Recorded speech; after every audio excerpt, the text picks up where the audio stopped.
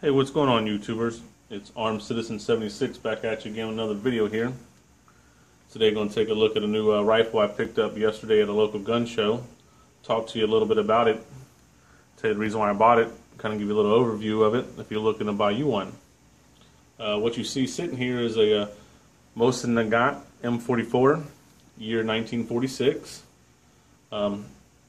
Came across the Mosins a couple years ago after I started getting back into firearms again. Seen they were relatively cheap and always seen them on advertised on different websites, and never thought nothing about them. Went about my merry way collecting the firearms that I wanted to collect. Kind of wrapped up, if you've been following me, I've kind of wrapped up kind of the firearms that I really wanted to purchase, and now I kind of want to get into like military surplus firearms, you know, relics and antiques and stuff like that, start adding to my collection.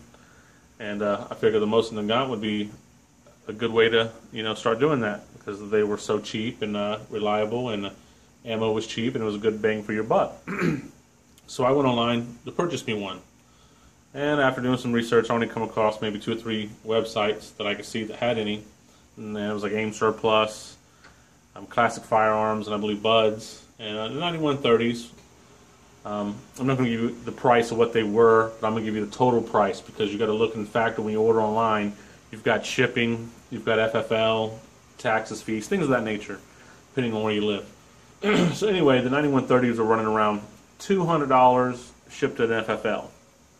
I was like, wow, that's like double what they were. So I got off of that search for a little while, got on the internet, started looking around, come across the M44, and I really liked the side-folding bayonet and the carbine version. So I figured, you know, if I'm going to start collecting them, you always collect the one that you want the most. So I wanted the M44, so that's the one I focused on. Well, I started looking for prices on that. Well, after shipping, FFL, $10 for the best pick out of 5, you know, that nonsense. From some of these places, you were looking at $280 to around $295, depending on what your FFL is charging. I'm like, wow, $300, that's a lot, you know, to pay for an old surplus rifle, you know, and I'm just like, I just don't really want to spend that kind of money on it. So I went to my local gun shop, see if they had any. Well, they did. They had a 9130, very nice, on consignment, all the accessories, sling, the whole nine, $300. I'm like, wow, for 9130, I don't think so. And they also had an M44 there. They wanted $350 for it on consignment, and I go, wow, why are they so much money? So I said, I'll just wait. Got a gun show coming up. So I went out to the gun show, walked around. This is the only M44 that I found. It was very nice. I must have walked by it 5 or 6 times and talked to the guy and picked it up and looked at it, pulled the bolt out of it, looked down the barrel, seen that it had very good rifling. The bore was shiny. Looked like the stock had been refinished at one time. You know, it had been cleaned up. This was someone's personal rifle, and it had a sling on it. But he was wanting $349. I offered him $3, and he just says he couldn't do that. So I walked around and pondered it. You know, do I order one for $280 to $300 and take my chances of getting one that's just neglected and beat up and just, you know, battered, and be really upset for spending $300 and getting a beat up rifle? Now, if I spend like $100, $150, maybe even $200 and got something that's kind of beat up, you know, it'd be a little different, because these guns are going to give me a little bit of experience on how to refinish wood, you know, stocks, and maybe repairing some stocks, and you know, things of that nature, doing some small gunsmithing too.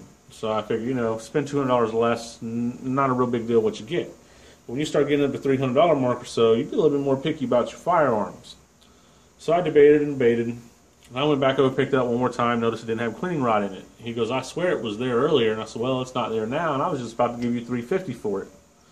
So I walked away, started looking around some more at the gun show, and I come back to him, you know, by the time I was ready to leave, and I said, was there anything you can do on it? And he goes, I don't know, but I can't do $300. And I thought, well, it does have the sling on it. You know, that'd be another $10, $20 if I were to order that. So I figured, you know, I'd offer him $320. So I told him $320, and he says, okay, I'll do $320. And lo and behold, when I went to get the gun from him, the cleaning rod was back in, and I asked him what happened, and he says he must not have put it in there, or it must have got stolen, but he had the cleaning rod there, so he had went ahead and put it in the gun for me. So for $320, you know, I wasn't real happy, but I was happy because it was a very nice looking rifle. Well, lo and behold, I get out to my car, and Gary put it in the trunk of my car, and I don't know what made me give it a once-over one more time, and I did. And I'm like 90% happy with this gun. You couldn't ask for a better conditioned M44 than what this one actually is, and it's all numbers matching. And you probably won't see here on camera, and some of you may not think it's a big deal. But here, there's a small crack, and it starts right there. It goes to like right there. It's about maybe an inch, a little over an inch in diameter, in length there. And it kind of, when I took the whole barrel and everything off to clean it, because I do that when, you know, I get a used firearm, I took the whole thing completely apart. I noticed the crack went down just a little bit in it, but didn't seem like it was, you know, a real big deal. So I don't know, being if it's no firearm, if I should just not worry about it and shoot the gun, see if it gets worse, or if I should address the issue now before I get shooting the gun. If any of you guys have had the Mosin Nagants and you've had these problems, or any wood rifle stocks that you've repaired, or have any information on any tips of glue or things to do to help me out, just leave that down below. And I have been watching some videos, not to get off subject here, but on how to repair these wooden rifle stocks, and I've seen some pretty bad ones on there. And there are some companies that you can send it to, and they'll do a great job. It gets a little kind of pricey though, and you don't really throw that kind of money at a Mosin.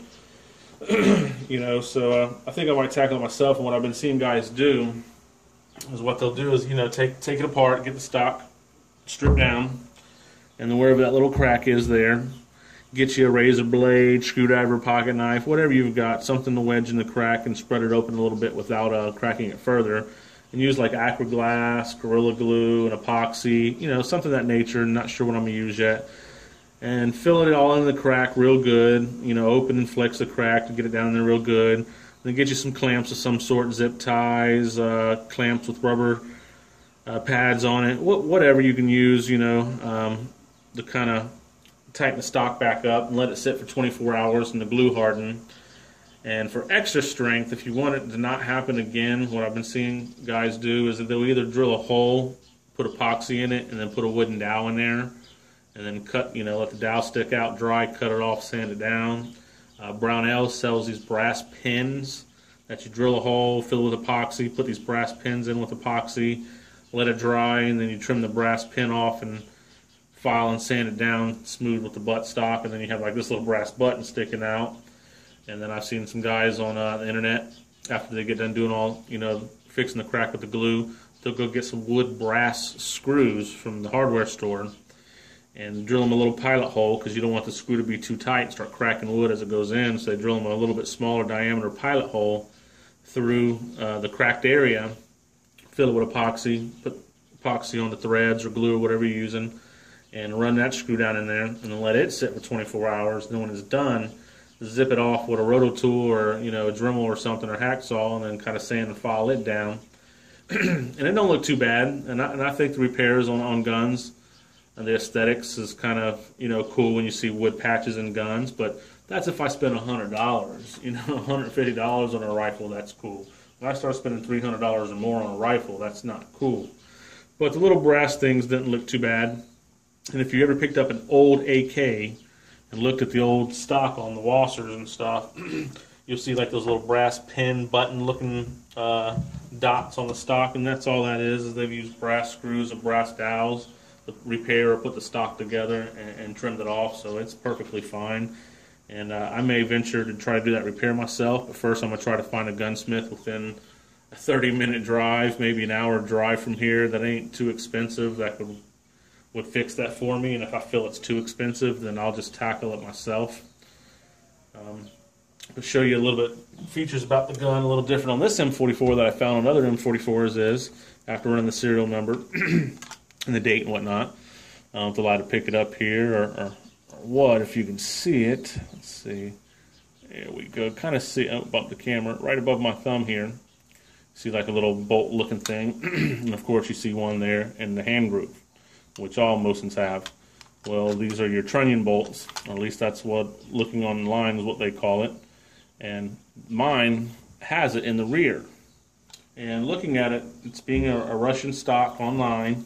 This is the only one and it's this M44 that has this stock with this rear trunnion bolt, which also said that it was a laminate stock. So that's even a plus over you know, some of the other M44s. And I mean, when I took it apart, guys, and pulled it out of the stock, there was cosmoline on the outside of the barrel that was inside the stock, and on the upper magazine, you know, a little bit of cosmoline in there, nothing too terrible that couldn't be cleaned off, and stripped everything down, magazine bolt, and everything was numbers matching. All the arsenal marks were there. This one was imported by CAI, which is Century Arms Incorporated. I have my AK-47 was imported through them, so, you know, kind of like to see that on the side of it. I kind of like using them. They're pretty good. But that's kind of a different feature that I didn't see on the other M44s. And searching for stocks, I can't find any but one online, and it's $80, and it's the one without the rear trunnion there, which I don't think would be a big deal, and it'd probably still fit. I really don't want to sporterize it and put like an Archangel or, you know, Monte Carlo stock on it from ATI or anything like that. I kind of want to repair this stock the best I can, and if that doesn't do it for me, then I may switch up and put a Monte Carlo stock on it. But like I said, I haven't made my mind up. But these M44s are so cool. They got this side folding bayonet here where you just kind of pull down and then pull up on it and lock it in. And it's like got a little sharp point on it like a chisel. It's like a crucifix style bayonet. I just thought that was cool as shit. That's why I wanted the 44, because I was looking at the 38 carbine, and I just thought that bayonet was cool as shit. And the 9130s have one, so I didn't want the 38 and the 9130, and they both didn't have it, so I wanted them both to have it, because I don't really collecting on more than just the 9130 and this M44. I don't think I'll collect the other ones, but I may get a hair at my ass and do it. I get bored real easy. So that's kind of a look at it, guys. Like I said, if any of you guys have repaired rifle stocks, or if you've got any opinions on the rifle, leave them down below. Any help would be of assistance. If you know where I can find a stock at, let me know that too. Not really sure what else to go over to the gun, other than, like I said, it's an excellent gun, numbers matching, Mosin Nagant M44, and can't wait to get some of this real cheap ammo that I've been seeing all over the internet and put through it. But first, I got to figure out if I got to address that stock issue or not. So, till next time, guys. Later.